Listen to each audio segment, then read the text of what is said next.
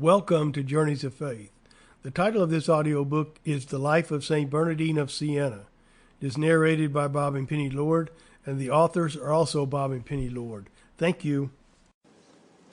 Hello, family, and welcome. We're Bob and Penny Lord. Today we want to tell you about the Apostle of Italy, Saint Bernardine of Siena, Friar Minor, Missionary, and Reformer.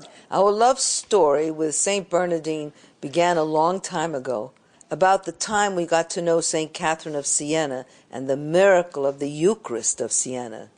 For you see, right adjacent to the Basilica of Saint Francis is the Oratory of Saint Bernardine. Each time we went to visit the miracle of the Eucharist of Siena, we would see the sign of the Oratory, but along with it, the dreaded notice the Oratory was being restored. Finally, one day, the door was open, and so we went in and took pictures. It was obvious the restoration had not been completed, but that was over 20 years ago. But God has patience with us, and here we are telling you about our dear Saint Bernardine. On September the 8th, 1380, an apostle of Italy is born. To share with you the life of this electrifying saint, we have to go back to the Tuscany of the 15th century, puffed up by its ancient Etruscan history and its involvement in the birth of Renaissance. As we walk through the narrow streets and glance at the age-old walls still surrounding Siena, we find ourselves in the 15th century, our souls soaring. This is where it all happened, where God would take the impossible and make it miraculous.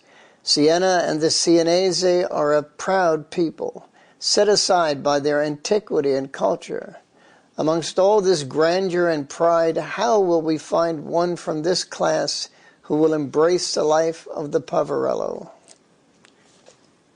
Our story begins on the 8th of September, 1380, in the village of Massa Marittima, one of Siena's 17 districts, in the home of the governor, a descendant of the nobility of the Albisecchi.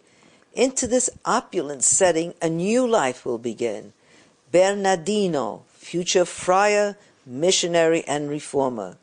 The joy of bringing a new life into the world will not last for this couple. Before the little boy would reach his 7th year on earth, his parents would go to the Father. But God does not leave us orphans. Bernardino would have the loving care of his devout aunt and her equally holy daughter, who would provide him with the tools which would turn him into a future saint. Sample complete. Ready to continue?